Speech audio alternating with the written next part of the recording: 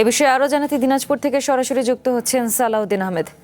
সালাউদ্দিন, এখন সেখানকার পরিস্থিতি কেমন দেখছেন? আমাদের বিস্তারিত জানাবেন এই ব্যাপারে।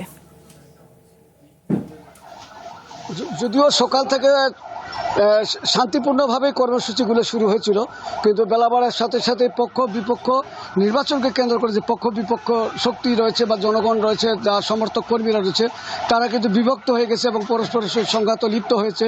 কয়েক দফার সংঘাত হয়েছে। এ পর্যন্ত প্রায় 50 জনের মতো আহত হয়েছে। এর মধ্যে সাধারণ সম্পাদক পদপ্রার্থী হিরু এবং অন্যান্য সহ আরও বিএনপির কিছু নেতাকর্মী এখানে আহত হয়েছেন। তারা হিরুর সমর্থক ছিলেন। আর শেখ বাদশাহ ছিলেন আওয়ামী লীগের শ্রমিক লীগের পৌর কমিটির সেক্রেটারি, যদিও তিনি কিছুদিন আগে দল থেকে পদত্যাগের ঘোষণা দিয়েছেন এবং আসন্ন দিনাজপুর মোটর শ্রমিক ইউনিয়নের ত্রিবার্ষিক নির্বাচনে তিনি একজন সাধারণ সম্পাদক পদপ্রার্থী এবং গতকাল তাকে আটক করার কেন্দ্র করে শ্রমিকদের তার সমর্থকদের মনে হচ্ছে যে তাকে নির্বাচন থেকে বাইরে রাখার জন্যই একেবারে নির্বাচনের অন্তিম মুহূর্তে তাকে গ্রেপ্তার করা হয়েছে। এর প্রতিবাদ স্বরূপ তারা আজকে সকাল থেকে সড়ক অবরোধ করেছিলেন এবং কয়েক দফায় সংঘর্ষ হয়েছে। কিছুক্ষণ আগেই নগদ নিয়ে এলো হার নামানা হার অফার। সর্বনিম্ন 10,000 টাকা রেমিটেন্স নগদে পাঠালে থাকছে স্বর্ণের হার জেতার সুযোগ।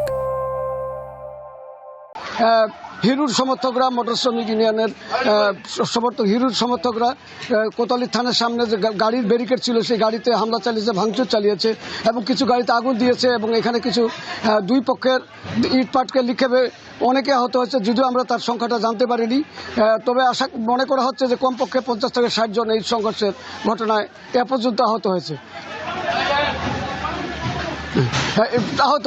তবে এখন যে পরিস্থিতিটা দেখা যাচ্ছে আমার পিছনে, এখানে বিভিন্ন গাড়িতে আগুন দেওয়া হচ্ছে। সেই গাড়িগুলো আগুন দাউ দাউ করে জ্বলছে। মানুষ কিন্তু সেগুলি দেখছে এবং অনেকে গাড়ি থেকে তাদের মালামাল সরানোর চেষ্টা করছেন, কিন্তু যেহেতু গাড়িগুলো রাখা হয়েছে, চালক ছিলেন না এবং ফায়ার ব্রিগেডের কর্মীরা আগুন নিবানোর কাজে চলে এসেছেন।